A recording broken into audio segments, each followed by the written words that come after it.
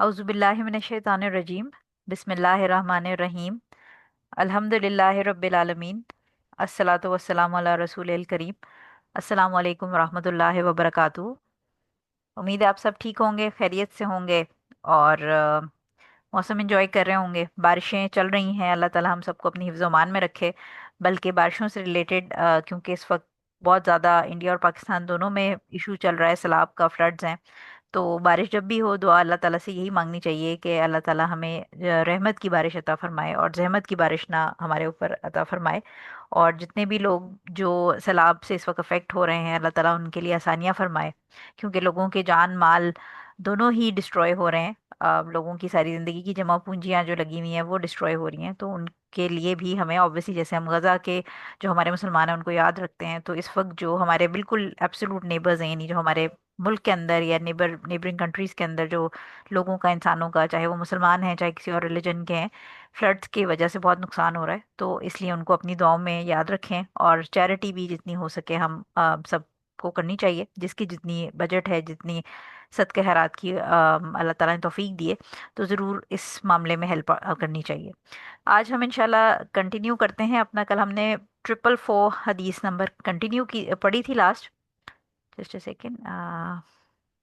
और आज हम 445 नंबर जो है वो पढ़ेंगे इंशाल्लाह। और मेरे माइंड में ये है कि हम, क्योंकि कुछ हदीसें छोटी हैं इसमें, तो 454 तक आई थिंक मैंने आपकी ये पीपीटी बनाई हुई है, तो जहाँ तक चली जाएगी, लेट्स सी कि हम 1 घंटे में कितनी पढ़ लेते हैं। सो आज हमारे पास 445 नंबर हदीस जो है वो आप लोग खोल लीजिए अपनी पीडीएफ या बुक्स। ये बुरैदा रजी अल्लाह ताला अन्हो से रिवायत हो रही है। और इसमें ये जो रिवायत है इसके अंदर एक खातून का जिक्र हो रहा है जिसे रसूल सल्लल्लाहु अलैहि वसल्लम ने, यानी गामिदिया एक खातून थी, उनके बारे में ये किस्सा है। और हज़रत बुरैदा रज़ी अल्लाह ताला अन्हु ये बयान कर रहे हैं कि जिसे रसूल सल्लल्लाहु अलैहि वसल्लम ने इर्तिकाब ज़िना की पादाश में रजम और संसारी का हुक्म दिया था कि आप सल्लल्लाहु अलैहि वसल्लम ने इसकी नमाज जनाजा अदा करने का हुक्म दिया। फिर खुद इसकी जनाजा पढ़ी और इसे दफन किया गया। मुस्लिम की ये हदीस है। और इसके अंदर हमें एक जो नई रूलिंग पता चलती है, क्योंकि मैंने आपको बताया था कि हम हर हदीस में से एक मेन पॉइंट सीख रहे होते हैं। तो ये जो हदीस है ये बेसिकली हमें जो पॉइंट थीम कन्वे कर रही है वो ये है कि जो हदूद, जो पनिशमेंट्स होती हैं, यानी जो मुख्तलिफ़ किस्म की जो अल्लाह ताला की तरफ से हमें बताई गई हैं पनिशमेंट मुख्तलिफ़ क्राइम्स की, वो जब अप्लाई की जाती हैं, तो जैसे अब ये रजम की जो है सज़ा, ये बेसिकली अगर मैरिड मैन और मैरिड वुमन या क्योंकि जिना जो है वो अनमैरिड कपल का भी है और मैरिड भी लोगों का होता है, तो जो मैरिड वाले जो लोग हैं उनके केस में रजम यानी स्टोन टिल डेथ की सज़ा है। तो ये जो हदीस है इससे हमें ये पता चल रहा है, एक ओवरऑल जो कॉन्सेप्ट है वो ये समझा रहा है। मैं आपको स्टोरी अभी इसकी बैकग्राउंड बताती हूँ कि अगर रजम किया जाए, यानी हुदूद अगर किसी पे लागू की जाएंगी और उसके ऊपर ये स्टोन टिल डेथ की या हैंग टिल डेथ की, ये सर कलम करने की अगर सज़ा दी जाती है किसी जुर्म में, तो उसकी जो डेड बॉडी होगी उसको गसल भी दिया जाएगा और उसकी नमाज जनाजा भी अदा की जाएगी। सो ये जो खातून थी, गामिदिया इनका नाम था। और ये बेसिकली इन्होंने हुजूर सल्लल्लाहु अलैहि वसल्लम से अपने जो जुर्म था, यानी जो अपनी जिन इनसे जना सरजर्द हुआ था, उसकी इन्होंने एडमिट किया था हुजूर सल्लल्लाहु अलैहि वसल्लम के पास आके, और उसके बाद ये प्रेग्नेंट भी हो गई थी। तो हुजूर सल्लल्लाहु अलैहि वसल्लम को इन्होंने आके बताया था कि ये प्रेगनेंसी जो है वो ऑब्वियसली निकाह के रिजल्ट में नहीं है। और हुजूर सल्लल्लाहु अलैहि वसल्लम ने, क्योंकि ऑब्वियसली उस वक्त जो पेट में उनके बच्चा था उसका कोई कसूर नहीं था इस सारी सिचुएशन के अंदर, लिहाजा हुजूर सल्लल्लाहु अलैहि वसल्लम ने उनको मोहलत दी कि जब बेबी डिलीवर हो जाएगा तो फिर मेरे पास आना। जब बेबी डिलीवर हो गया तो फिर वो खातून फिर अपने बच्चे को लेके आई। और क्योंकि उनको रिग्रेट और तौबा की और यानी आप समझे अपनी आखिरत की बहुत फिक्र थी, तो वो बार बार खातून हुजूर सल्लल्लाहु अलैहि वसल्लम के पास आ रही थी कि मुझे सज़ा दे दीजिए, क्योंकि मैं तौबा करना, यानी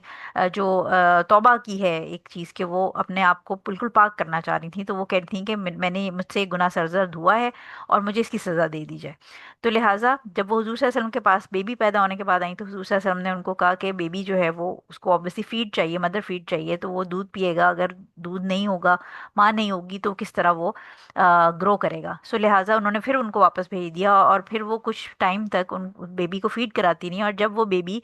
सॉलिड फूड लेने लग गया। तो उस वक्त वो दोबारा फिर अब उस बच्चे को लेके आई और हुजूर सल्लल्लाहु अलैहि वसल्लम से फिर उन्होंने आके कहा कि देखें अब ये बच्चा जो है वो, और उसने रोटी का टुकड़ा हुजूर सल्लल्लाहु अलैहि वसल्लम के सामने बच्चे को पकड़ाया और बच्चे ने वो पकड़ लिया और उसको खाना शुरू किया, जिस पे हुजूर सल्लल्लाहु अलैहि वसल्लम को भी तसल्ली हो गई कि अब ये बच्चा सॉलिड फूड पे शिफ्ट हो गया। और फिर हुजूर सल्लल्लाहु अलैहि वसल्लम ने उसके रजम का हुक्म दिया और फिर उसको स्टोन टू डेथ किया गया। जब वो खातून का इंतकाल हो गया तो उसके बाद ये हदीस है कि हुजूर सल्लल्लाहु अलैहि वसल्लम ने उनके उस खातून को रजम करने के बाद उनकी नमाज जनाजा भी पढ़ाई और उनको यानी पूरा उनका जो गुस्ल वगैरह था वो सारा जैसे नॉर्मल किसी भी इंसान का होता है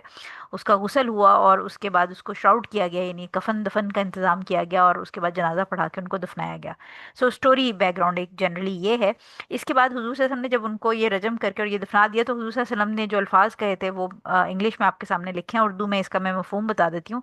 कि उन हुजूर सल्लल्लाहु अलैहि वसल्लम ने अल्लाह ताला की कसम खाते हुए ये बात कही कि ये जो खातून थी इन्होंने जिस तरह की तौबा की, क्योंकि इन्होंने जो अपना आप समझें कि जो बर्डन था सिन का वो दुनिया में ही रजम के थ्रू बियर कर लिया। और हुजूर साहब ने फरमाया कि इन्होंने ऐसी तौबा की है कि मदीना के जितने गुनाहगार लोग हैं, यानी रॉन्गफुल टैक्स कलेक्टर का वर्ड यहाँ पर यूज़ हुआ है कि जितने भी गुनाहगार हैं अगर उनके दरमियान ये तौबा बांट दी जाए तो उन सब के गुनाह माफ़ कर दिए जाएंगे। यानी इतनी अजीम उन्होंने तौबा की थी खातून ने। और उसके बाद ये अगेन वही बात है कि जो कमांडेड रिगार्डिंग उन्होंने क्या किया कि नमाज जनाजा भी पढ़ी और उनको बरी भी किया। सो इससे हमें ये पता चलता है, जो इससे रूल हमें पता चलता है वो ये कि अगर किसी बॉडी के ऊपर यानी जिस पे हुदूद पनिशमेंट लागू की गई हो उसको मरने के बाद गुस्ल भी दिया जाएगा और उसका कफन दफन भी किया जाएगा और उसको दफनाया भी जाएगा और उसकी जो है नमाज जनाजा भी अदा की जाएगी। ठीक है, तो ये एक इंपॉर्टेंट जो पॉइंट है वो याद रखना है। जैसे हम मुख्तलिफ सिचुएशंस में पढ़ रहे हैं, जैसे हमने जो कर्ज वाली सिचुएशन थी जिसके ऊपर कर्ज हो उसमें हमने ये बात की थी कि उसको ऑब्वियसली गुस्ल भी दिया जाएगा, कफन दफन सारे काम किए जाएंगे, लेकिन उसकी जो नमाज जनाजा है उसके ऊपर डिफरेंस ऑफ ओपिनियन थे। और जो अथेंटिक ओपिनियन था वो ये था कि जो भी आपकी सोसाइटी के मुअज़्ज़ज़ लोग हैं, उल्मा हैं और एडमिनिस्ट्रेटिव ऑफिशियल्स हैं वो उसमें शिरकत नहीं करेंगे लेकिन आम लोग कर सकते हैं। सो लिहाजा वहाँ से हमने वो रूलिंग उस हदीस से ली थी। अब इस हदीस से हमें ये रूलिंग मिल रही है कि ऐसे लोग जिनके ऊपर पनिशमेंट इस तरह की लग जाए और वो पनिशमेंट बियर कर लें अपनी, और उसके बाद उनकी बॉडी के लिए जो भी रेगुलर एक नॉर्मल इंसान के लिए किए जाता है अरेंजमेंट्स वो सारे अरेंजमेंट्स किए जाएंगे, उसको गुस्ल दिया जाएगा, उसको कफन पहनाया जाएगा, उसके बाद उसकी नमाज जनाजा अदा की जाएगी और उसके बाद उसको दफना दिया जाएगा। ठीक है, तो इस हदीस से हमें प्राइमरीली ये रूलिंग मिलती है। नेक्स्ट हदीस पे आ जाते हैं हम। 446 नंबर, 446 नंबर जो है हमारे पास वो हज़रत जाबिर बिन समूरा रजी अल्लाह ताला अन्हो से ये रिवायत करते हैं कि नबी करीम सल्लल्लाहु अलैहि वसल्लम की, अच्छा अब ये लाइन से इसी तरह की सिचुएशंस के ऊपर आपको हदीसें आ रही हैं ताकि उस पर आपको रूलिंग एक समझ आ जाए कि इंडिविजुअली क्या क्या रूलिंग लग रही है। सो हज़रत जाबिर बिन समूरा रजी अल्लाह ताला अन्हु से रिवायत है कि नबी करीम सल्लल्लाहु अलैहि वसल्लम की खिदमत में एक आदमी लाया गया जिसने तीर से खुदकुशी की थी। आप सल्लल्लाहु अलैहि वसल्लम ने इसकी नमाज ना पढ़ी। मुस्लिम की ये हदीस है। अब ये जो सिचुएशन है ये क्या आ रही है कि खुदकुशी वाला अगर क्लाइंट सॉरी खुदकुशी वाला इंसान जो है वो अगर आ रहा है जिसने खुदकुशी की है उसकी डेड बॉडी लाई जा रही है तो उस केस में क्या होगा। तो इसमें सुन्नत है वो बेसिकली ये है कि अगेन रूलिंग इसमें क्या लगेगी, हुजूर सल्लल्लाहु अलैहि वसल्लम ने ना पढ़ी से मुरादी कि हुजूर सल्लल्लाहु अलैहि वसल्लम ने खुद नहीं पढ़ी थी नमाज जनाजा, लेकिन जो सुन्नत है वो ये कि ऐसे शख्स की, क्योंकि जो भी शख्स खुदकुशी कर रहा है वो ऑलरेडी हमें पता है कि खुदकुशी इस्लाम में एक बड़ा मेजर सिन है, लेकिन वो काफिर नहीं हो जाता, वो होता मुसलमान ही है। और क्योंकि वो मुसलमान होता है तो मुसलमान का हक है नमाज जनाजा उसके ऊपर पढ़ी जाए। सो लिहाजा इस केस के अंदर अगेन वो जो कर्ज वाली रूलिंग थी वही लगेगी कि हुजूर सल्लल्लाहु अलैहि वसल्लम ने खुद नहीं पढ़ी लेकिन सहाबा ने उसकी नमाज जनाजा पढ़ाई थी। सो लिहाजा अगेन जो कर्ज वाली रूलिंग है वो खुदकुशी वाले इंसान के ऊपर भी लगेगी कि अगर खुदकुशी वाली डेड बॉडी आती है तो उसको गुस्ल दिया जाएगा, उसको कफन दफन किया जाएगा और उसके ऊपर जो नमाज जनाजा पढ़ाई जाएगी वो आम लोग पढ़ेंगे। लेकिन जो भी एलिट्स ऑफ द सोसाइटी हैं जिसमें स्कॉलर्स होंगे, अच्छे जो मुफ्ती कराम होंगे वो नहीं इसमें शामिल होंगे। इसी तरह कोई प्रोमिनेंट फिगर्स होंगे, जैसे हमने बात की थी कि एरिया काउंसलर होते हैं या जो गवर्नमेंट के ऑफिशियल्स होते हैं या मुख्तलिफ एडमिनिस्ट्रेटिव या सिटी मेयर वगैरह जो इस किस्म के लोग होंगे, यानी बड़े मशहूर और जो एडमिनिस्ट्रेटिव या रिलीजियस पोजीशंस पे लोग होंगे वो इस जनाजे को अटेंड नहीं करेंगे। क्योंकि इससे हम ये सोसाइटी में मैसेज भिजवाना चाहते हैं कि ये एक गुनाह का काम है और इसको रिब्यूक करने के लिए नहीं, बेसिकली लोगों को इससे आप समझें कि डर दिलाने के लिए कि ये गलत काम है। तो नॉर्मल लोग इसकी जनाजा नमाज जनाजा ऑफर करेंगे लेकिन एलिट्स इसकी नमाज जनाजा ऑफर नहीं करेंगे। अगेन मुख्तलिफ जो, अगर आपने वो मुख्तलिफ जो लेक्चर्स हैं, स्पेशली जो मरने के बाद रूह का सफ़र है, वो वाला लेक्चर अगर आपने सुना हो, तो उसके अंदर भी हमने ये बात बताई थी कि हदीस में, मुख्तलिफ हदीस से हमें साबित होता है कि जो शख्स जिस तरह से खुदकुशी करेगा, उसको क़यामत के दिन जहन्नुम के अंदर भी वो फिर उसी तरीके से अल्लाह ताला, यानी अगर कोई जहर खा के करेगा खुदकुशी, तो वो जहर ही खाता रहेगा। यानी वो वन टाइम उसने दुनिया में तो खुदकुशी करके आखिरत में वो एंटर हो गया लाइफ में, लेकिन क़यामत के दिन फिर जब उसको हेल फायर में डाला जाएगा, तो वो वहाँ पर ये सेम तरीके से, जिस तरीके से उसने खुदकुशी की होगी, वो सेम तरीके से तब तक बार बार उसी तरीके से खुदकुशी करता रहेगा, वही चीज़ पीता रहेगा या अपने आप को स्टैप करता रहेगा, जो भी उसने तरीका इस्तेमाल किया, जब तक कि अल्लाह ताला चाहेगा, या जब तक कि वो अपने गुनाह की कंप्लीट जो सज़ा है वो नहीं भुगत लेगा। बिकॉज हमारा ये ईमान है कि जो मुस्लिम है, जो मुसलमान है, वो जितने भी गुनाह उसके होंगे, वो अपने गुनाहों की जो भी सज़ा है वो हेल फायर में भुगतेगा, और उसके बाद अल्टीमेटली अल्टीमेटली जब उसके सारे गुनाहों की सज़ा पूरी हो जाएगी और उसने अपना टाइम भुगत लिया होगा, तो फिर वो फाइनली जन्नत में दाखिल कर दिया जाएगा। सो ऐसा शख्स जिसने, मुसलमानों की बात हो रही है, कि ऐसा शख्स जिसने मुसलमान होकर खुदकुशी कर ली है, उसका नमाज जनाजा पढ़ाया जाएगा, और नमाज जनाजा के अंदर बड़े जो उलमाए कराम वगैरह हैं और एलिट्स हैं वो शामिल नहीं होंगे, नॉर्मल लोग शामिल होंगे। और इट्स अ मेजर सिन इन इस्लाम, यानी खुदकुशी करना जो है वो हराम है, क्योंकि ये अल्लाह ताला की जो आप समझें कि जो फैसले हैं उनके अगेंस्ट जाने वाली बात है। यानी हम ये, हमारी जो ज़िंदगी है, हमारा जिस्म है, हमारी हर चीज़ अल्लाह ताला की अमानत है, तो हम इसमें अपनी अमानत के बजाय अपनी इसको मलकियत समझें, और हम कहें कि अब हम, हमारी जब दिल करेगा हम अपनी जान ले लेंगे, तो ये चीज़ against the rules of Islam जाती है। और प्लस ये, जैसे हम जिस्म के बारे में बात करते हैं कि जिस्म एक अमानत है, और चेंजिंग जो क्रिएशन है उसको मना किया गया है। शैतान ने वादा किया था कि ये अल्लाह ताला से कि ये तेरी खलकत में तब्दीली करेंगे। तो सिमिलरली जैसे हमारा जो जिस्म है वो अल्लाह ताला की अमानत है, इसी तरह हमारी जान, हमारी ज़िंदगी भी अल्लाह ताला की अमानत है, और जब वो चाहेगा तभी वो लेगा। अगर हम इसके अंदर अपनी कुछ साइंस लगाने की कोशिश करेंगे और ज़िंदगी से तंग आके, मायूस होके अल्लाह ताला पे तवक्कल छोड़कर खुदकुशी की तरफ रास्ता इख्तियार करेंगे, तो ये गुनाह कबीरा है, और इसकी सज़ा, जैसे मैंने आपको बताया कि हदीस के अंदर है कि हेल के अंदर, यानी जहन्नुम के अंदर, वो शख्स बार बार बार बार उसी तरीके से खुदकुशी करता रहेगा, जब तक कि वो अपनी सज़ा पूरी नहीं कर लेगा, या अल्लाह ताला उसको अपने रहम के ज़रिए वहाँ से निकाल के जन्नत में दाखिल नहीं करता। ठीक है। सो हमने अब ओवरऑल अगर आप पढ़ें, तो हमने क्या चीज़ पढ़ ली, कि जो कर्जे वाला शख्स है और जो खुदकुशी वाला शख्स है, उन दोनों के केस में नमाज जनाजा नॉर्मल लोग अदा करेंगे, एलीट्स अदा नहीं करेंगे। और जो हदूद की पनिशमेंट्स जिनके ऊपर लगी हैं, उनकी डेड बॉडीज़ के ऊपर नमाज जनाजा भी होगी, और उनका, क्योंकि ऑब्वियसली वो अपने, उन्होंने जो अपनी जो सिन था उसको भुगत लिया है, उसका जो पनिशमेंट है वो उन्होंने फेस कर ली है, सो लिहाजा उनको सारे चीज़ें नॉर्मल लोगों की तरह होंगी। शहीद के केस में हमने ये बात की थी, मैं आपको रिवाइज करा रही हूँ दोबारा, कि शहीद के केस में बात की थी कि हुजूर सल्लल्लाहु अलैहि वसल्लम ने कहा कि इनको गुस्ल भी नहीं देना और उनको श्राउड भी नहीं करना, यानी जिन कपड़ों में वो हैं उन्हीं उसी तरह दफना देना है। लेकिन हमने ये बात, मैंने आपको भी ग्रुप के अंदर ये बात बताई है कि अगर बॉडी की हालात बहुत ज़्यादा ख़राब हों, जैसे ग़ज़वा उहद के अंदर बहुत ज़्यादा जो बॉडीज़ थी सहाबा कराम की, वो म्यूटिलेटेड थी, यानी उनको ज़ख़म लग के वो बिखर गई थी, तो ऐसी सिचुएशन में फिर उनको चादर में लपेटा जा सकता है, उनको श्राउड किया जा, श्राउड से मुराद है कि एक शीट के अंदर उनको लपेट के, क्योंकि ऑब्वियसली वो दफनाना मुश्किल हो जाएगा। इसी तरह हमने एहराम की हालत में जो चीज़ पढ़ी थी वो ये पढ़ी थी कि अगर एहराम की हालत में किसी मर्द की डेथ हो जाए, तो उस केस में हुजूर सल्लल्लाहु अलैहि वसल्लम ने कहा था कि उनको गुस्ल लेके एहराम ही दोबारा पहनाया जाए, और उसके ऊपर परफ्यूम या कैम्फर या जो हम काफूर वगैरह खुशबू लगाते हैं वो ना लगाई जाए, और मर्द का जो सर है वो ना ढका जाए, क्योंकि वो क़यामत के दिन उसी हालत में उठेगा। एज फार एज औरत की इज कंसर्न, एहराम, क्योंकि देखें औरत का एक तो एहराम स्पेसिफिक नहीं होता, औरत का एहराम क्योंकि वो अपने नॉर्मल कपड़ों में होती है, सिर्फ ये कि उसने स्टिच ग्लव्स या स्टिच निकाब नहीं पहनना होता। सो औरत का क्योंकि एहराम कोई स्पेसिफिक होता नहीं, तो इस केस में जो स्कॉलर्स हैं वो ये कहते हैं कि बेहतर यही है, क्योंकि ऑब्वियसली मेजोरिटी जो डेड बॉडीज होती हैं उनके कपड़े भी काट के ही उतारने पड़ते हैं, स्पेशली ये जो एहराम होता है, क्योंकि शलवार कमीज़ या जो भी खातून नॉर्मली पहनती हैं इसी तरह के कपड़े उन्होंने पहने होंगे, तो उस केस में, और स्टिच चीज़ को फिर दोबारा खातून को पहनाना भी मुश्किल होता है, तो लिहाजा औरतों के केस में मेजोरिटी लोग यही करते हैं कि जो नॉर्मल एक रेगुलर श्राउडिंग होती है, कफन होता है, वही उनको गुस्ल देकर, यानी अगर कोई खातून एहराम की हालत में इंतकाल कर गई हैं, तो उनको गुस्ल दे के जो नॉर्मल श्राउड है वही पहना दिया जाता है, क्योंकि जो दूसरे उनके कपड़े उतरे हैं वो ऑब्वियसली या तो कट करके उतरे हैं, या उसको अगर वो कट नहीं भी किए तो स्टिच कपड़े को वापस पहनाना बहुत मुश्किल होता है। तो नॉर्मल जो 3 to 5 पीसेस का औरतों का कफन होगा वही उनको पहना दिया जाएगा, लेकिन उसके ऊपर खुशबू नहीं लगाई जाएगी। ठीक है, तो ये मैंने आपको क्विक रिवाइज करा दिया है जो मोटी मोटी चीज़ें हमने पढ़ी थी। अब हम आ जाते हैं 447 नंबर हदीस पे। 447 नंबर हदीस हमारे पास अबू हुरैरा रजी अल्लाह ताला अन्हो से है। ये रिवायत करते हैं, ये उस औरत के बारे में जो मस्जिद में झाड़ू दिया करती थी। रिवायत करते हैं कि नबी करीम सल्लल्लाहु अलैहि वसल्लम ने इसके मुतालिक सहाबा कराम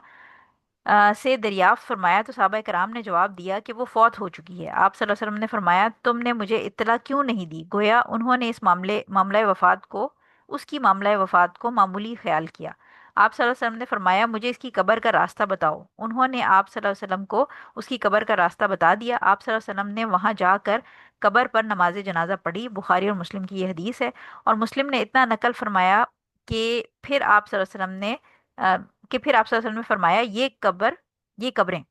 कब्रें अहले कबूर के लिए अंधेरों से भरी हुई हैं, और मेरी नमाज ने इनकी कब्रों में रोशनी मेरी नमाज से इनकी कब्रों में रोशनी हो जाती है। ठीक है, सो ये बेसिकली, अगर आपको याद हो जो पुराने स्टूडेंट्स हैं, कि इन खातून के बारे में हमने जब बाबुल मस्जिद पढ़ा था उसमें भी हमने पढ़ा था कि मस्जिद में ये झाड़ू लगाया करती थी, तिनके शिंके जो होते थे वो उठाती थी। और उस पे हमने फिर बड़ी डिटेल में पढ़ा था कि जो मस्जिद में सफाई सुथराई करने वाला शख्स है उसका मकाम। और फिर हमने अब मुझे एग्जैक्टली बाब याद नहीं है, लेकिन हज़रत आयशा रजी अल्लाह ताला अन्हा के साथ हमने आई थिंक बाबुल मस्जिद के अंदर ही पढ़ा था ये। जब हमने ये डिस्कस किया था कि हज़रत आयशा रजी अल्लाह ताला अन्हा के साथ आके ये खातून बातें वगैरह भी किया करती थी, और मस्जिद में ही इनका एक छोटा सा, इनको हुजरा कह लें या आप एक कैंप सा या हट सा टाइप, टेंट टेंट कह लें बल्कि आसान अल्फाज में, कि इनको जो खातून है मस्जिद में रहने के लिए ही इनको जगह दी हुई थी हुजूर सल्लल्लाहु अलैहि वसल्लम ने, तो ये वहीं रहती थी। तो ये हमने आई थिंक ये दोनों जो हदीस थी, ये हमने जो बाबुल मसाजिद थे उसी में डिस्कस की थी। एक मस्जिद की सफाई वाला सेक्शन इसमें हमने डिस्कस किया था, और एक ये कि वो खातून मस्जिद में ही रहती थी। तो ये वही खातून का जिक्र हो रहा है कि ये मस्जिद में ही रहती थी, और हबशी थी, यानी जो है वो, आप समझें कि जैसे नीग्रो हम आम अल्फाज में कहते हैं, ये वो थी। और ये बेसिकली मस्जिद के अंदर सफाई सुथराई इस तरह करती थी कि कोई तिनका पड़ा हुआ है, कोई पत्ते, क्योंकि ऑब्वियसली मस्जिद नबी उस वक्त कोई प्रॉपर इस तरह मस्जिद नहीं थी, खुली होती थी, हवा के साथ कूड़ा करकट या कोई भी चीज़ आ जाती थी, तो ये सफाई सुथराई का काम किया करती थी। और फिर जिस वक्त इनका खातून का इंतकाल हुआ तो रात का टाइम में सहाबा कराम ने उनको दफना दिया। और उन्हें लगा कि ये मस्जिद में झाड़ू लगाने वाली जो खातून है इनकी कोई इतनी वैल्यू नहीं है या इतनी कोई इंपॉर्टेंस नहीं है कि रात के टाइम हुजूर सल्लल्लाहु अलैहि वसल्लम को जगा के या उनको डिस्टर्ब करके इनकी मौत का बताएं। तो अगले दिन जब हुजूर सल्लल्लाहु अलैहि वसल्लम ने नोट किया कि वो खातून मस्जिद में नहीं थी, क्योंकि वो सफाई करती रहती थी, चीज़ें वगैरह उठाती रहती थी, जो गंदगी पड़ी अगर होती थी कहीं पर कोई, तो हुजूर सल्लल्लाहु अलैहि वसल्लम ने जब इन्वेस्टिगेट किया तो पता चला कि उनका इंतकाल हो गया था और रात को दफना दिया था। जिसके ऊपर हुजूर सल्लल्लाहु अलैहि वसल्लम ने बरहमी का इजहार किया, क्योंकि ऑब्वियसली उनकी नज़र में उस खातून की वैल्यू इसलिए थी क्योंकि वो मस्जिद की सफाई सुथराई का ख्याल रखती थी। तो उस सिचुएशन में हुजूर सल्लल्लाहु अलैहि वसल्लम ने, यानी ऑलरेडी उन खातून का जनाजा हो चुका था, और उस सिचुएशन में हुजूर सल्लल्लाहु अलैहि वसल्लम ने कहा कि मुझे उनकी कब्र दिखाएं। और जब सहाबा ने कब्र दिखाई तो वहाँ पर हुजूर सल्लल्लाहु अलैहि वसल्लम ने उनकी नमाज जनाजा अदा की। और वहाँ पर फिर खड़े होकर उन्होंने ये वाली बात की कि ये जो बाकी कब्रें हैं उस जगह पे, यानी कब्रिस्तान के अंदर जो बाकी कब्रें हैं उस पर हुजूर सल्लल्लाहु अलैहि वसल्लम ने फरमाया कि ये जो कब्रें थी इनमें अंधेरा था, और क्योंकि हुजूर सल्लल्लाहु अलैहि वसल्लम ने नमाज जनाजा पढ़ी और दुआ की, तो दुआ करने से जो बाकी की कब्रें थी उनमें भी रोशनी हुई। यानी कब्र के अजाब की जो आप समझें कि जो लोग उसको डिनाई करते हैं, पनिशमेंट ऑफ ग्रेव को, ये तमाम अहादीस इनकी बार बार हमें रिमाइंड होता है इस चीज़ के कि अजाब कब्र या कब्र का अंधेरा या कब्र की तंगी जो है ये बरहक है। और हमें यानी जब भी हम, जैसे हुजूर सल्लल्लाहु अलैहि वसल्लम ने हमें सिखाया कि नमाज में सलाम से पहले हम दुआ मांगते हैं जिसके अंदर अजाब कब्र से हम पनाह मांगते हैं, अजाब जहन्नुम से पनाह मांगते हैं, और जो मसीह दज्जाल का फितना है उसके फितने से हम पनाह मांगते हैं। सो लिहाजा ये बरहक है, इसको डिनाई नहीं करना चाहिए, क्योंकि बहुत सारे लोग जो गुमराही का शिकार हो गए हैं वो अज़ाब कब्र को डिनाई करते हैं। अच्छा, अब इसमें रूलिंग जो है वो क्या क्या हमारे पास आ गई हैं, 6 पॉइंट्स हैं इसके अंदर। फर्स्ट पॉइंट हमारे पास है कि ये हदीस हमें बताती है कि अगर किसी का नमाज जनाजा ऑलरेडी पढ़ा जा चुका है बट आपसे वो नमाज जनाजा मिस हो गया है, तो आप बाद में उसका जनाजा पढ़ सकते हैं। ठीक है, यानी पहली चीज़ ये, क्योंकि वो खातून का जनाजा ऑलरेडी हुजूर सल्लल्लाहु अलैहि वसल्लम की मौजूदगी से पहले सहाबा कराम पढ़ चुके थे, जनाजा हो चुका था, और अगले दिन हुजूर सल्लल्लाहु अलैहि वसल्लम ने वो जनाजा दोबारा यानी वहाँ पर नमाज जनाजा पढ़ी उनके कब्र पे जाके, तो इससे परमिसिबिलिटी पता चलती है कि अगर आप कहीं पर ट्रेवल कर रहे हैं, स्पेशली मर्द हजरात जो हैं वो अगर ट्रेवल कर रहे हैं और किसी करीबी या किसी दोस्त का, जानने वाले का जनाजा मिस हो गया, तो वो उसकी कब्र पे जाके भी अदा किया जा सकता है। या आगे हम पढ़ेंगे इंशाल्लाह गायबाना नमाज जनाजा, वो भी अभी नजाशी की जो सेक्शन था उसमें हम पढ़ेंगे। सेकंड पॉइंट इसके अंदर हमें पता चलता है कि अगेन मैंने आपको वही रिमाइंड कराया कि जो कब्र का अंधेरा है और कब्र की पनिशमेंट है वो रियल है। और ये क्योंकि जो मैटर्स हैं इसमें आप ये समझें कि ऑब्वियसली जो शख्स दुनिया से चला जाता है वो वापस आके बताता नहीं है कि क्या हुआ। सो इसलिए हम इस पे कम्प्लीटली डिपेंडेंट हैं हुजूर सल्लल्लाहु अलैहि वसल्लम की अहादीस, और जो अल्लाह ताला ने हुजूर सल्लल्लाहु अलैहि वसल्लम को नॉलेज दी और हुजूर सल्लल्लाहु अलैहि वसल्लम ने हम तक पहुंचाई, यानी इल्मुल गैब जो है ये उसकी चीज़ें हैं। तो ये इसके ऊपर हम एक्स्ट्रा अपनी लॉजिक लगा के कि ऐसे होता होगा ऐसे होता होगा, बल्कि बहुत सारे लोग जो इस कॉन्सेप्ट के मुनकिर हैं उन्होंने बकायदा कब्रें खुदवा के और उसमें वो पॉइंट पेश किया कि देखें जी कब्र के अंदर तो मुर्दा लेटा हुआ है, कोई अजाब नहीं हो रहा, कुछ नहीं हो रहा। तो इसमें ये बात समझने वाली है कि ये सारी चीज़ें जो अनसीन रेलम है, या आप समझें कि जो हमारी नज़रों से, यानी बहुत सारी चीज़ें हमारी दुनिया में हमारे इर्द गिर्द रहती हैं लेकिन हमें नज़र नहीं आती, और अगर वो हमें नज़र नहीं आती तो दिस डजेंट मीन कि क्योंकि हम उनको देख नहीं सकते या हमें वो समझ नहीं आ रही या हमें वो महसूस नहीं हो रही, इसका मतलब है वो है ही नहीं। क्योंकि ऑब्वियसली हमारे इर्द गिर्द अगर जहाँ पर हम, मैं और आप इस वक्त बैठे हैं, यहाँ पर हजारों करोड़ों की तादाद में बैक्टीरिया और वायरस और मुख्तलिफ ऑर्गेनिज्म मौजूद हैं, और वो हमें नज़र नहीं आ रहे और वो हमें फील भी नहीं हो रहे, लेकिन इसका मतलब ये नहीं है कि वो बैक्टीरिया या ऑर्गेनिजम्स हमारे इर्द गिर्द नहीं है। सिमिलरली रूहें, और रूहें तो नहीं बेसिकली, यानी जब रूह जा रही होती है तो वो हमारे इर्द गिर्द से ही जाती है ना, जब फरिश्ते उसको लेने आते हैं, किसी का इंतकाल होता है तो फरिश्ते हमारे इर्द गिर्द आ जाते हैं, हमें ना नज़र आ रहे हैं ना हमें फील हो रहे हैं, इसका मतलब ये नहीं है कि हम फरिश्तों का इनकार कर दें। इसी तरह जो जिन्नात हैं, जिन्नात हमारे इर्द गिर्द मौजूद होते हैं, नहीं हमें नज़र आते, और अक्सर हमें मेजॉरिटी लोगों को फील नहीं होते अनटिल अनलेस के वो तंग करने लगे या कोई इस किस्म का मसला हो। तो दैट डजंट मीन कि जिन एग्जिस्ट नहीं करते, क्योंकि जिनों के बारे में हमारे पास कुरान के अंदर पूरी सूरह जिन मौजूद है और हदीस हमारी मल्टीपल नरेशन इसके बारे में मौजूद है। तो लिहाजा जो चीज़ अगर हमें अपनी आंखों से या जो हमारे फाइव सेंसेस हैं उनसे फील नहीं हो रही, तो दैट डजंट मीन कि हम उसको डिनाई कर दें। ठीक है, ये एक बहुत बड़ा सेक्शन है लोगों का जो अपने फाइव सेंसेस में अगर किसी चीज़ को नहीं फील कर पाते, यानी अगर वो सूंघ ना सकें, उसको टेस्ट ना कर सकें, या देख ना सकें या सुन ना सकें, तो वो कहते हैं कि ये एग्जिस्ट ही नहीं करती। तो अगेन पनिशमेंट ऑफ ग्रेव और जितनी भी चीज़ें जो हमें हदीस के अंदर बताई गई हैं ये बरहक हैं, और जो ऑब्वियसली जब इंतकाल होगा, जब हम सब का भी इंतकाल होगा, तो हम वो चीज़ें, हम फरिश्तों को और चीज़ों को अपनी आंखों से देखेंगे। अल्लाह ताला हम सब के लिए आसानियाँ फरमाए, क्योंकि जो इनको डिनाई करता है वो ऑब्वियसली, जब आपने एक सिचुएशन को डिनाई कर दिया तो आप उसके लिए फिर मतलब कोई काम भी नहीं करेंगे ना, आप उसके लिए अपने आप को बचाने के लिए कोई एक्टिविटी भी नहीं करेंगे। सो लिहाजा ये चीज़ों पर ईमान लाना बहुत ज़रूरी है, क्योंकि ये हमें नबी ने जा बजा डिफरेंट सिचुएशंस के अंदर हमें इसकी हदीस मिलती हैं। थर्ड पॉइंट इसके अंदर अगर आपको याद हो तो पनिशमेंट ऑफ ग्रेव के ऊपर बड़ी एक मशहूर सिचुएशन भी है, एक किस्सा है। हुजूर सल्लल्लाहु अलैहि वसल्लम सहाबा के साथ जब जा रहे थे एक जगह से, तो वहाँ दो कब्रें थीं और हुजूर सल्लल्लाहु अलैहि वसल्लम की सवारी एकदम से बिदक गई, और जब वो काम डाउन हुई है तो हुजूर सल्लल्लाहु अलैहि वसल्लम ने, फिर सहाबा परेशान हो गए कि अचानक से क्या हुआ, तो हुजूर सल्लल्लाहु अलैहि वसल्लम ने उनको बताया कि ये दो लोग हैं और इनके ऊपर जो कब्र में है और इनके ऊपर अजाब हो रहा है। तो जो सवारी है, क्योंकि जो अजाब कब्र है उसकी जो अंदर से आवाज़ें होती हैं वो इंसान और जिनों के अलावा बाकी मखलूक सुन सकती है, परिंदे और जानवर उसको सुन सकते हैं। सो लिहाजा वो जो सवारी थी उसने वो सुन ली थी कि अजाब कब्र हो रहा है,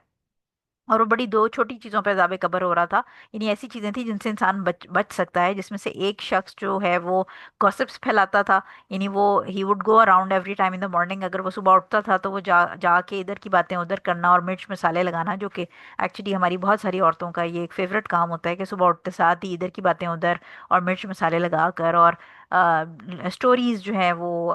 फैलाती हैं, गॉसिप्स जिसको हम आम अल्फाज में कहते हैं। उसके ऊपर उस पे अजाब हो रहा था, और दूसरा जो शख्स था उस पे अजाब हो रहा था कि वो जब यूरिन पास करता था तो वो उसकी चीटों से बचता नहीं था, अपने आप को पाकी का ख्याल नहीं रखता था। और आई थिंक ये चीज़ ये हमने डिटेल पढ़ी थी जो हमारी नजासत का बयान था, नजासत से सफाई का बयान, जो बाबुल मियाँ में हमने ये चैप्टर पढ़ा था और उसके अंदर हमने इसको डिस्कस किया था। सो इससे भी हमें साबित होता है कि जो पनिशमेंट ऑफ ग्रेव है वो रियल है। नंबर फोर्थ पॉइंट हमारे पास इसमें आ जाता है कि नमाज जनाजा जो कब्र है उसके साथ पढ़ना जायज़ है, क्योंकि वैसे हमें पता है कि जो इबादत हैं वो कब्रिस्तान में जायज़ नहीं है, यानी आप कब्रों, जो हमने जो मस्जिद से रिलेटेड अगेन चैप्टर पढ़ा था उसके अंदर हमने ये बात पढ़ी थी कि अगर किसी मस्जिद के अंदर कब्र है یا قبر کے اندر قبر یعنی قبر کے ساتھ مسجد بنا دی گئی اسی پریمیسز میں، تو وہاں پر نماز نہیں پڑھنی چاہیے، کیونکہ قبروں کے ساتھ obviously وہ شرک والا ایلیمنٹ آ جاتا ہے۔ لیکن یہاں پر نماز جنازہ کیونکہ حضور صلی اللہ علیہ وسلم نے خود پڑھی قبر کے پاس، اور دوسری بات یہ کہ نماز جنازہ میں کیونکہ کوئی رکوع اور سجدہ نہیں ہوتا، تو پرائمریلی جو ہے وہ وہاں سے جو ایک شرک کا ایلیمنٹ ہے وہ بہت ڈیکریز بھی ہو جاتا ہے۔ ایک تو یہ کہ obviously ہمارے پاس پروف موجود ہے، حضور صلی اللہ علیہ وسلم نے وہاں پر پڑھا، اس لیے پرمیسیبلٹی موجود ہے، پلس یہ کہ پرائمریلی جب آپ کوئی اور نماز اگر پڑھیں گے تو اس کے اندر جو سجدہ اور رکوع ہے، یعنی جھکنے کا جو ایلیمنٹ ہے، اور جو سجدہ ہے وہ کمپلیٹ سبمیشن ہے عبادت کی، یعنی آپ سمجھے پیک آف عبادت ہے سجدہ۔ تو کیونکہ نماز جنازہ میں یہ دونوں نہیں ہوتے، تو اسکالرس کہتے ہیں کہ اس لیے، اور پلس یہ کہ حضور صلی اللہ علیہ وسلم نے وہاں پر خود آفر کی، تو یہ ہمارے لیے جائز ہے۔ اور یہ جو خاتون ہیں ان کی میں نے آپ کو ڈیٹیل بتا دی ہے کہ ہم نے یہ چیپٹر آف ماسکس کے اندر ان خاتون کے بارے میں پڑھا تھا، ٹھیک ہے۔ اب آ جاتے ہیں ہم اگلی حدیث پہ۔ 448 نمبر حدیث ہمارے پاس ہے، ایک سیکنڈ، یہ ہے حضرت حذیفہ رضی اللہ تعالیٰ عنہ سے، اور یہ روایت کرتے ہیں کہ نبی کریم صلی اللہ علیہ وسلم موت کے لیے کھلے عام منادی سے منع فرماتے تھے۔ اسے احمد اور ترمذی نے روایت کیا، اور ترمذی نے اسے حسن قرار دیا ہے۔ چھوٹی سی حدیث ہے، اس میں پرائمریلی پروہیبیشن کا ذکر ہو رہا ہے کہ جو اناؤنسمنٹ آف ونس ڈیتھ، یعنی کسی کا انتقال ہو جائے تو اناؤنسمنٹ کرنے کے اوپر پروہیبیشن کی جا رہی ہے۔ اب جنرلی اس حدیث کو اگر آپ کو یہ واٹس ایپ پہ ملے، یا جیسے لوگ آج کل ٹک ٹاک پہ دیکھ رہے ہوتے ہیں یا انسٹاگرام پہ دیکھ رہے ہوتے ہیں، تو آپ پریشان ہو جائیں گے، کیونکہ obviously جو کسی کا انتقال ہوتا ہے تو ہم انفارم تو کرتے ہیں۔ تو اب اس کے اندر جو پہلو سمجھنے والا ہے وہ یہ کہ یہاں پر حضور صلی اللہ علیہ وسلم ایک نارمل جو کسی کو انفارمیشن پہنچانا ہے اس کے اوپر پروہیبیشن نہیں ہے، بلکہ زمانے جاہلیت کے اندر کیا ہوتا تھا کہ جب کوئی شخص انتقال کر جاتا تھا تو ایک بہترین سواری یا گھوڑا یا اونٹ منگایا جاتا تھا، اور اس کے اوپر ایک پروفیشنل بندے کو بٹھا کے وہ پورے شہر میں چکر لگاتا تھا، اور پورے شہر میں منادی کرائی جاتی تھی، اور اس میں صرف یہ نہیں بتایا جاتا تھا کہ فلاں انتقال کر گیا، بلکہ اس جو شخص جو انتقال کرتا تھا اس کی بڑی بڑی بڑکیاں ماری جاتی تھیں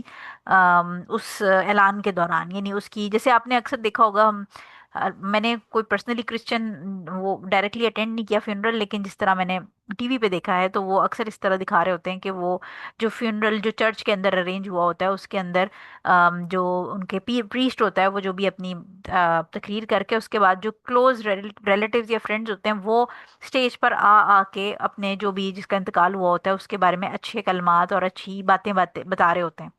سو یہ جو چیز ہے یہ بیسیکلی زمانے جاہلیت کے اس میں سے ہے کہ نوحہ گیری اس کو کہتے ہیں، یا نوحہ پڑھنا، یا اس کی تعریفیں بیان کرنا، اور بین کر کے یا رو کے ہائی لائٹ کرنا اونچی اونچی آواز میں۔ تو یہ ایک طریقہ تھا جو زمانے جاہلیت کے اندر کہ وہ اس طرح شہر میں نکل جاتے تھے اور پھر وہ بڑا ہائی لائٹ کر رہے ہوتے تھے، ورچیوز بتا رہے ہوتے تھے اس انسان کے، اور اس کے ساتھ وہ اعلان کرتے تھے موت کا۔ تو ایسی جو اعلان ہے، ایسا جو اناؤنسمنٹ ہے وہ پروہیبٹ کی گئی ہے، کیونکہ زمانے جاہلیت کی طریقوں میں سے ایک طریقہ تھا۔ لیکن نارمل طریقے سے جیسے نارملی ہم بتاتے ہیں، کسی ٹیکسٹ پہ انفارم کر دیتے ہیں لوگوں کو کہ انتقال ہو گیا ہے، اور اسپیشلی جب نماز جنازہ کے لیے ٹائمنگز وغیرہ بتانی ہوتی ہے لوگوں کو، تو اب تو بہت سارے ہمارے پاس مینز ہیں، فون پہ بتایا جا سکتا ہے، گروپس ہوتے ہیں، گروپس کے اندر ڈال دیا جاتا ہے، اخبار میں بھی پبلش کر دیا جاتا ہے کہ نماز جنازہ کوئی مشہور شخص ہو تو اس کا اخبار میں آن لائن دے دیا جاتا ہے ڈفرینٹ فورمز کے اوپر۔ تو اس سے یہ فائدہ ہوتا ہے، اگر obviously انٹینشن یہ ہوتی ہے کہ زیادہ سے زیادہ لوگ نماز جنازہ اٹینڈ کریں، تو اس میں نماز جنازہ کا وینیو بتا دیا جاتا ہے، اس کا ٹائم بتا دیا جاتا ہے، اور لوگوں سے التماس کر دی جاتی ہے کہ نماز جنازہ اٹینڈ کریں، کیونکہ نماز جنازہ جو اٹینڈ کر رہا ہوتا ہے اس کو بھی ثواب ملتا ہے، اور obviously جب وہ دعا کرے گا تو جو ڈیسیزڈ ہے جس کا انتقال ہوا ہے اس کے لیے بھی وہ دعا obviously فائدہ مند ہوگی۔ تو ایسا اعلان کرنا از پرمیسیبل، لیکن آپ ایک لارجر دین لائف ٹائپ ایک گیدرنگ ارینج کر کے یا سسٹم ارینج کر کے اور بڑا بوسٹ اپ کر کے اگر کریں گے تو وہ منع ہے۔ نارمل جو ایک عام طریقہ ہے جس کے اندر فضول خرچی یا ایگزیجریشن نہیں ہے وہ پرمیسیبل ہے، ٹھیک ہے۔ سو 448 نمبر کے بعد ہم آ جاتے ہیں 449 نمبر پہ۔ 449 ہمارے پاس ابو ہریرہ رضی اللہ تعالیٰ عنہ سے ہی روایت ہے کہ نبی کریم صلی اللہ علیہ وسلم نے نجاشی کی خبر وفات اسی روز دی جس روز وہ فوت ہوا تھا۔ آپ صلی اللہ علیہ وسلم صحابہ کرام کو لے کر جنازہ گاہ کی طرف تشریف لے گئے، صف بندی کروائی اور اس پر 4 تکبیریں کہیں۔ بخاری اور مسلم کی یہ حدیث ہے۔ اچھا، اب جو نجاشی ہے یہ بیسیکلی ٹائٹل ہے۔ یہ ٹائٹل کہاں کا ہے؟ یعنی اس زمانے میں کیا ہوتا تھا کہ جیسے ہمارے پاس کنگز اینڈ کوئینز ہوتے ہیں یا وزیر اعظم اور وزیر اس صدر ہوتے ہیں، اس طرح کے جو ٹائٹلز ہوتے ہیں، تو یہ ہر ملک کا جو اس زمانے میں بادشاہ ہوتا تھا اس کا ایک لقب ہوتا تھا. تو جو نجاشی تھا وہ حبشہ کا جو بادشاہ ہوتا تھا اس کا ایک ٹائٹل یا لقب ہوتا تھا. اسی طرح جو ایجپٹ کے یعنی مصر کے جو بادشاہ ہوتے تھے ان کا لقب فرعون ہوتا تھا.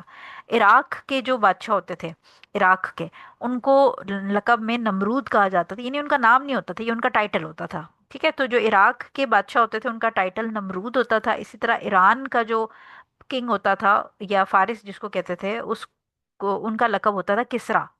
تو یہ سارے جو ٹائٹلز تھے، جو ہر یعنی اگر نمرود کا نام لیا جائے تو فوراً پتہ چل جائے گا کہ یہ عراق کے بادشاہ کی بات ہو رہی ہے. یا فرعون کا ورڈ جب بھی آئے گا تو فرعون ایک نہیں تھا، فرعون ملٹیپل، یعنی مصر کے اندر جتنے بھی کنگز آئے اس زمانے میں وہ نسل در نسل ان سب کو فرعون ہی کہا جاتا تھا. پھر ان کے آگے اول دوم اور اس طرح کی نمبرنگ کر دی جاتی تھی. سو یہ ٹائٹلز تھے. تو نجاشی جو تھے یہ وہ بادشاہ تھے جنہوں نے اوبیسلی جب اسلام کے سٹارٹ میں مسلمانوں کے اوپر مکہ نے بہت مشرکین مکہ نے بہت ظلم کیا، تو حضور صلی اللہ علیہ وسلم نے پھر جو مسلمانوں کا ایک گروپ تھا ان کو بھیج دیا تھا حبشہ کی طرف. ہجرت حبشہ جس کو کہتے ہیں مائگریشن ٹو ایبسینیا جو تھی، وہ بڑی امپورٹنٹ ہے. سیرت کے اندر بھی ہم نے یہ بڑی ڈیٹیل میں پڑھی ہوئی ہے کہ حضور صلی اللہ علیہ وسلم نے ان کو بھیجا. اور نجاشی جو وہاں کا بادشاہ تھا وہ بڑا اچھا اور سافٹ ہارٹڈ تھا، اور he was a Christian basically. لیکن یہ کہ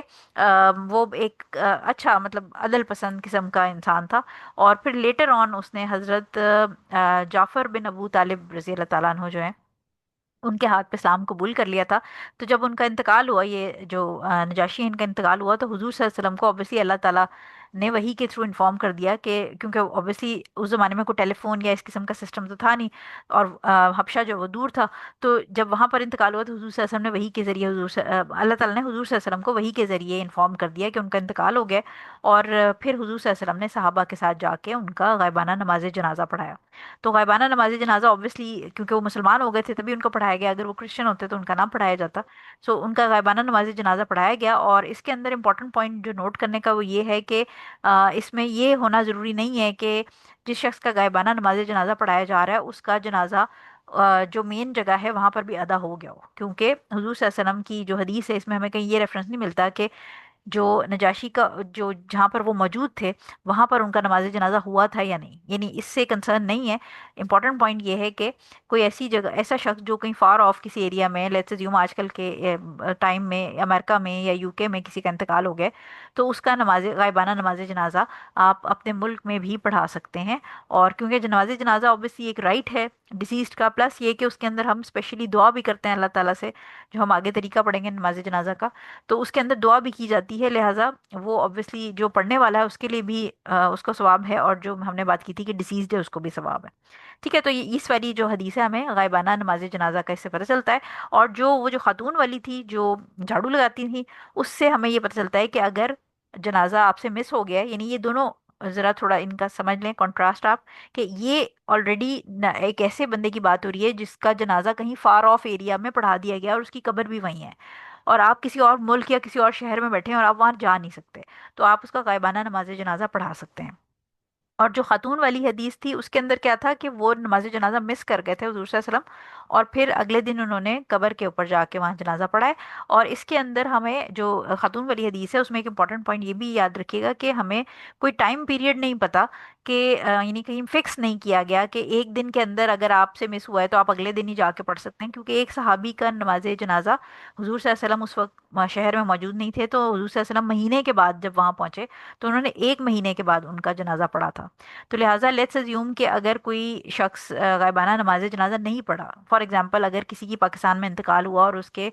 کوئی قریبی رشتہ دار جو کہ امریکہ میں رہتے تھے اور وہ امریکہ میں نماز جنازہ غائبانہ نہیں پڑھ سکے، اور ان کا پھر سال ڈیڑھ سال کے بعد پاکستان چکر لگا اور وہاں پر وہ جب قبر پہ گئے تو وہ قبر پہ جا کے نماز جنازہ پڑھ سکتے ہیں. ٹھیک ہے، یہ آپ کو پورا میں سینیریو ایکسپلین کر رہی ہوں. اچھا، اب یہ 449 نمبر ہمارے پاس ہو گئی ہے. اب ہم آ جاتے ہیں 450 کے اوپر. 450 ہے ہمارے پاس ابن عباس رضی اللہ تعالیٰ عنہ سے. ابن عباس رضی اللہ تعالیٰ عنہ سے روایت ہے کہ میں نے نبی کریم صلی اللہ علیہ وسلم کو فرماتے سنا ہے کہ کوئی مسلمان نہیں مرتا کہ اس کے جنازے میں ایسے 40 آدمی شریک ہوں جو اللہ تعالیٰ کے ساتھ کسی بھی چیز کو شریک نہیں ٹھہراتے، مگر اللہ تعالیٰ اس مرنے والے کے حق میں ان کی شفاعت قبول فرما لیتا ہے. مسلم کی یہ حدیث ہے. اور بڑی مشہور حدیث ہے یہ، 40 لوگ اگر جنازے کے اندر ایسے ہوں جو اسٹرکٹلی مونوتھیسٹ ہوں، یعنی جنہوں جو شرک نہ کرتے ہوں. اب یہ بڑی امپورٹنٹ ٹیکنیکل سی بات ہے. کچھ حدیث ہمیں ملتی ہیں جس کے اندر 40 سے زیادہ نمبر بھی دیا ہوا ہے، کچھ میں آئی تھنک 80 یا 100 کا نمبر ہے، اور کچھ حدیث کے اندر صفوں کا نمبر ہے کہ 3 صفیں ہوں نمازیوں کی. تو امپورٹنٹ پوائنٹ یہ ہے کہ ہمیں 40 مسلمان تو مل جاتے ہیں جنازے میں، لیکن 40 ایسے لوگ آج کل کے دور میں، ذرا ٹیکنیکل سی بات ہو گئی ہے، جو شرک نہ کرتے ہوں. کیونکہ لوگوں کی جو ڈیفینیشن ہے شرک کی، اس میں شرک صرف یہ ہوتا ہے کہ اللہ تعالیٰ کے ساتھ کسی کو معبود نہ ٹھہرایا جائے، یعنی اللہ تعالیٰ کے ساتھ کسی اور کی عبادت نہ کیا جائے. یہ لوگوں کا ایک جنرل کانسیپٹ ہے کہ بس شرک یہی ہوتا ہے. لیکن جب ہم عقیدہ کی ڈیٹیلز پڑھتے ہیں اور آپ گہرائی میں جاتے ہیں، تو شرک کی آگے 3 ڈفرینٹ کیٹیگریز ہیں. یعنی شرک جو ہے وہ ایک تو اللہ تعالیٰ کی وحدانیت میں، اللہ تعالیٰ کے رب ہونے میں کسی کو ساتھ شریک ٹھہرانا. ایک تو یہ شرک ہے جو کہ ہم سب کو پتہ ہے، جیسے نارملی ہمیں پتہ ہے کہ ہندو جو ہیں وہ ملٹیپل گاڈس کو مانتے ہیں، تو وہ شرک ہے. یہ بڑا اسٹریٹ اوے، یہ چھوٹے بچے کو بھی پتہ ہے. پھر ایک جو ہے وہ آپ کے پاس آ جاتا ہے اللہ تعالیٰ کی جو اسماء و صفات ہیں، اس کے اندر اگر آپ کسی کو شریک ٹھہرائیں، یعنی اگر آپ یہ سمجھیں کہ جو رزق ہے وہ اللہ تعالیٰ نہیں دے رہا، کوئی اور دے رہا ہے، یا جو مطلب اللہ تعالیٰ کی جو ایٹریبیوٹس ہیں، اللہ تعالیٰ کا جو نام ہے، صفات ہیں، وہ اگر آپ کسی انسان کو دے دیں. جیسے کہ اگر ہمیں پتہ ہے کہ جو علم الغیب ہے، جو نالج آف ان سین ہے، وہ صرف اللہ تعالیٰ کے پاس ہے، لیکن آپ کسی پامسٹ کے پاس چلے جاتے ہیں، آپ کسی کالے جادو والے جو روحانی کہہ کے بابا جی علاج کر رہے ہیں، اور آپ ان سے جا کے پوچھتے ہیں کہ بابا جی یہ میری وہ فلاں چیز چوری ہو گئی ہے، تو آپ ذرا مجھے بتا دیں اپنے علم کے ذریعے کہ میری چیز چوری کس نے کی ہے، اور وہ بابا جی تھوڑی دیر میں آپ کو کہتے ہیں کہ تمہاری پھپھو نے چوری کی ہے. تو یہ چیز جو ہے یہ شرک کے زمرے میں آ جائے گی. اس کی ریزن یہ ہے کہ آپ علم الغیب، یعنی جو اللہ کی کوالٹی ہے کہ اللہ تعالیٰ کے پاس علم الغیب ہے، آپ نے وہ کوالٹی کسی انسان کو دے دی. آپ کسی انسان کے پاس جا کے اس سے علم الغیب کی ڈیٹیل حاصل کرنا چاہ رہے ہیں. علم الغیب کیا ہے؟ فار ایگزامپل اب میں کمپیوٹر کے اس سائٹ پہ بیٹھی ہوں، مجھے آپ میں سے کوئی بھی اسکرین سے نظر نہیں آ رہا، تو آپ اس وقت کیا کر رہے ہیں میں دیکھ نہیں سکتی. اگر میں یہاں پر بیٹھ کے یہ بتانا شروع کر دوں کہ آپ فلاں جو اسٹوڈنٹ ہے وہ اس وقت اسکرین آف کر کے یہ کر رہی ہے اور فلاں اسٹوڈنٹ یہ کر رہی ہے، تو یہ علم الغیب ہے. یعنی کوئی بھی ایسی چیز جو ہماری آنکھوں کے سامنے یا ہمارے پاس نہیں ہے، یا ہمارے پاس اس کا کوئی ایویڈنس نہیں ہے. جیسے فار ایگزامپل جب تک بیکٹیریا جو ہیں وہ سائنس نے دریافت نہیں کیے تھے، تو وہ بھی ایک علم الغیب تھا کہ ہمیں پتہ ہی نہیں تھا، کیونکہ ہمارے پاس، ہم نے اس کو دیکھنے کا، اس کو سمجھنے کا ہمارے پاس کوئی ذریعہ نہیں تھا. تو علم الغیب وہ چیز ہے، نالج آف ان سین، کہ کوئی ایسی چیز جس تک ہماری پہنچ نہیں ہے، ہماری اوقات ہی نہیں ہے اس تک رسائی کی، اور وہ چیز کمپلیٹلی اللہ تعالیٰ کی نالج میں. تو وہ جب آپ کسی انسان سے پوچھنے لگ جائیں گے تو آٹومیٹیکلی وہ علم الغیب میں آ جائے گا. جیسے فیوچر کے بارے میں کوئی بھی چیز جاننا، کسی سے جا کے پوچھنا، اپنا ہاتھ دکھانا، یہ تمام چیزیں جو ہے وہ علم الغیب آتی ہیں. تو یہ میں نے آپ کو ایک چھوٹی سی اگزامپل دی ہے. یہ سیکنڈ کیٹیگری ہے کہ نیمز اینڈ ایٹریبیوٹس آف اللہ، جو اللہ تعالیٰ کے نام اور صفات ہیں ان کے اندر شرک کرنا، یا اللہ تعالیٰ کو انسانوں کی کوالٹی دے دینا، یا اللہ تعالیٰ کی کوالٹی انسان کو دے دینا. یہ دونوں شرک کی کیٹیگری ہیں. اور تھرڈ کیٹیگری شرک کی وہ ہے کہ اللہ تعالیٰ کی جو عبادت ہے اس میں کسی کو شریک کر لینا. یعنی ایک تو اللہ تعالیٰ کو رب ماننے میں شریک کرنا نا، کہ اللہ تعالیٰ جو ہے وہ تمام کائنات کا خالق اور مالک ہے، اللہ تعالیٰ رب ہے، وہی پرووائڈ کرتا ہے، وہی زندگی دیتا ہے، وہی موت دیتا ہے، یہ رب ہونا ہے. لیکن ایک یہ کہ ہم سجدہ جا کے قبروں کو کرنا شروع کر دیں، یہ شرک ہے. شرک ان عبادہ، یعنی عبادت، یعنی روزہ ہم جو ہے وہ اللہ تعالیٰ کے علاوہ کسی اور کے لیے رکھنا شروع کر دیں. جیسے کہ ہندو جو ہیں وہ اپنے شوہر کے لیے عورتیں رکھتی ہیں، ٹھیک ہے. تو اسی طرح قربانی جو ہے، سلوٹرنگ جو قربانی ہے، وہ ہم اللہ تعالیٰ کے بجائے کسی اور کی، جیسے بہت سارے مزار ہیں انڈیا پاکستان میں جہاں پر جن کا مزار ہے وہ بزرگ جو ہیں ان کے نام پہ لوگ قربانی کر رہے ہوتے ہیں، ٹھیک ہے. یا بہت ساری دفعہ ایسا ہوتا ہے کہ ہمیں سننے میں آتا ہے کہ جو شیعہ حضرات ہیں وہ حسن حسین رضی اللہ تعالیٰ عنہما کے لیے قربانی کر رہے ہیں. تو یہ شرک ان عبادہ آ جاتا ہے. تو شرک جو ہے وہ صرف ایک ٹائپ کا نہیں ہے. شرک کی اگر براڈلی دیکھی جائیں تو 3 ٹائپس ہیں. یعنی شرک آپ کے اللہ تعالیٰ کے رب ماننے میں شرک ہے، اللہ تعالیٰ کے اسماء و صفات کے اندر شرک ہے، اور پھر اللہ تعالیٰ کی عبادت کے اندر شرک ہے. تو 40 بندے نارمل مسلمان ہمیں مل جائیں گے، لیکن جو واقعی وادانی جو مونوتھسٹ ہوں، وہ پھر قسمت کی بات ہے. یعنی اللہ تعالیٰ پھر کسی پہ کرم کرے تو ایسے لوگ جنازے میں آ جائیں. لیکن امپورٹنٹ پوائنٹ اس میں سمجھنے کی یہ ہے کہ جتنا بڑا جنازہ ہوگا تو پروبیبلٹی بڑھ جائے گی کہ 40 لوگ شاید اگر 100 200 لوگ آ گئے جنازے میں یا اس سے زیادہ آ گئے تو اس میں پھر بہت چانس ہے کہ 40 لوگ تو ایسے مل جائیں گے جنہوں نے زندگی میں شرک نہ کیا ہو، یا خدا نہ خواستہ اگر شرک ہو بھی گیا تو انہوں نے توبہ کر کے اور اب وہ کمپلیٹ اسٹرکٹ مونوتھیسٹ ہو گئے. ٹھیک ہے، تو یعنی اس حدیث سے ہمیں بیسیکلی یہ پتہ چل رہا ہے کہ جب یہ ایسے جو 40 لوگ ہیں جو اللہ تعالیٰ کے ساتھ کسی کو شریک نہیں ٹھہراتے، تو یہ جب دعا مغفرت کرتے ہیں، کیونکہ نماز جنازہ میں بھی ڈیسیز کے لیے دعا کی جا رہی ہوتی ہے، تو جب یہ دعائیں مغفرت کرتے ہیں ڈیسیز کے لیے تو اس ٹائم پہ اللہ تعالیٰ جو ان کی شفاعت ہے یعنی سفارش ہے، وہ اللہ تعالیٰ سے مغفرت کی دعا مانگتے ہیں تو اللہ تعالیٰ ان کی مغفرت کی دعا اس شخص کے مردہ کے لیے جو میت ہے اس کے لیے اللہ تعالیٰ قبول کر لیتا ہے ان کی دعا. ٹھیک ہے، سو یہ آپ کی 450 نمبر حدیث ہے. 451 پہ آ جاتے ہیں ہم. 451 جو ہے ہمارے پاس وہ سمورہ بن جندب رضی اللہ تعالیٰ عنہ سے روایت ہے کہ میں نے نبی کریم صلی اللہ علیہ وسلم کے پیچھے ایک ایسی عورت کی نماز جنازہ پڑھی جو حالت نفاس میں فوت ہوئی تھی. آپ صلی اللہ علیہ وسلم اس کے درمیان میں کھڑے ہوئے تھے. بخاری اور مسلم کی حدیث ہے. اچھا، نفاس ویسے تو سب کو پتا ہے، میں ایک دفعہ ریمائنڈ کرا دیتی ہوں کہ جو بیبی جب پیدا ہوتا ہے تو بیبی پیدا ہونے کے بعد جو بلیڈنگ سٹارٹ ہوتی ہے، پلیسنٹا obviously سیپریٹ ہوتا ہے اور بلیڈنگ سٹارٹ ہوتی ہے جو کہ اپ ٹو 40 days تک، یعنی 40 دن یا سوا مہینہ یا چلا بھی اس کو کہتے ہیں، اردو میں مختلف نام ہے اس کے، اس تک کنٹینیو رہتی ہے. اور یہ میکسیمم کٹ آف ٹائم ہے 40 days. 40 days سے اگر کم ہو، پہلے بھی بند ہو سکتا ہے، یعنی کچھ لوگوں کا 10 15 دن میں ہی بلیڈنگ بند ہو جاتی ہے. اس کیس میں یعنی جو نفاس کہلاتی ہے، یہ نفاس کے اندر جو رولنگ ہے وہ پیریڈ والی ہی ہوتی ہے، یعنی اس میں آپ نماز نہیں پڑھیں گے، روزہ نہیں رکھیں گے، میجر ریچول امپیورٹی کی فارم میں عورت ہوتی ہے، ہسبینڈ کے ساتھ انٹیمیٹ نہیں ہوں گے، اسی طرح طواف وغیرہ نہیں کر سکتے. ٹھیک ہے، سو یہ جو آپ کی پیریڈز کے اندر اسلامک رولنگز ہیں وہی نفاس کے اندر بھی لگتی ہیں. اور کوئکلی میں آپ کو بتا دوں کہ اگر 40 days سے پہلے بلیڈنگ بند ہو جائے تو غسل کر کے آپ نماز وغیرہ سٹارٹ کر سکتی ہیں. 40 days کے بعد بھی اگر بلیڈنگ ہو رہی ہے تو 40 days کٹ آف ٹائم ہے، اس دن غسل کر کے، اور 40 days پلس جو بلیڈنگ کا ٹائم ہے اس کو استحاضہ سمجھا جائے گا، اور اس میں آپ باقی سارے کام کر سکتی ہیں، نماز وغیرہ بھی پڑھ سکتی ہیں، لیکن ہر نماز کے لیے فریش وضو کیا جائے گا. ہسبینڈ کے ساتھ انٹیمیٹ بھی ہو سکتے ہیں، روزے بھی رکھ سکتے ہیں، طواف وغیرہ بھی کر سکتے ہیں، لیکن یہ کہ نماز کے لیے اسپیشلی آپ نے ہر نماز کے لیے فریش وضو کرنا ہے. 40 days سے پہلے اگر بلیڈنگ ہو رہی ہے اور بند ہو گئی ہے تو آپ وضو کر کے غسل کر کے اپنی نمازیں شروع کر لیں. اور اگر 40 days کے اندر اندر دوبارہ بلیڈنگ سٹارٹ ہو جاتی ہے تو پھر اس کو بھی آپ نفاس ہی کاؤنٹ کریں گے اور پھر آپ نمازیں اپنی روک لیں گے. ٹھیک ہے، یہ کوئکلی میں نے آپ کو نفاس کی رولنگز بتا دی ہیں. تو اگر جو یہ خاتون جن کے بارے میں بات ہو رہی ہے، تو جو خاتون ہیں وہ انتقال کر گئیں اپنی میجر ریچول امپیورٹی کی اسٹیٹ میں. اور آج ہی یہ گروپ میں کسی اسٹوڈنٹ نے یہ سوال پوچھا تھا کہ اگر کوئی خاتون چائلڈ برتھ کے دوران انتقال ہوتا ہے تو وہ ایک حدیث ہے ہمارے پاس جس کے اندر ڈفرینٹ اور کیٹیگریز ہمیں شہادت کی بتائی گئی ہیں، اور اس میں یہ کہا، اس میں ایک کیٹیگری یہ بھی ہے کہ اگر کوئی خاتون زچگی کے دوران انتقال کر جاتی ہیں تو وہ بھی شہید کا مقام ان کو حاصل ہوگا. تو اسٹوڈنٹ نے یہ سوال کیا تھا کہ کیا یہ شہید جو ہیں، یہ جو ایسی خاتون ہیں یا جیسے لوگ ڈوب کے مر جاتے ہیں یا آگ سے جل کے یا کسی بلڈنگ کے نیچے دب کے یا کوئی پیٹ کی بیماری سے مر جاتے ہیں، تو ان کو بھی حدیث کے اندر شہداء کا مقام نصیب ہونے کی نوید دی گئی ہے، لیکن کیا ان کے ساتھ بھی یہ بریل اور جو غسل والے رولنگ ہیں وہ شہدائے جو بیٹل فیلڈ ہیں ان کی والی لگے گی؟ تو اس کیس میں نے آپ کو بھی گروپ میں بھی کلیئر کر دیا تھا کہ جو شہید